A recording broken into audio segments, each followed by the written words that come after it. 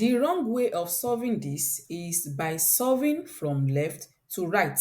If you solve from left to right, that means you'll be saying 9 minus 9 is 0, then divided by 3. That would give 0 over 3, and that would give 0. And this is a wrong approach. So the best way to solve it is by using the order of operation where division comes before subtraction.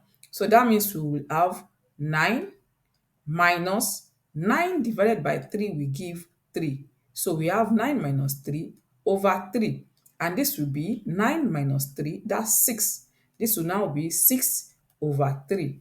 And the answer will be 2.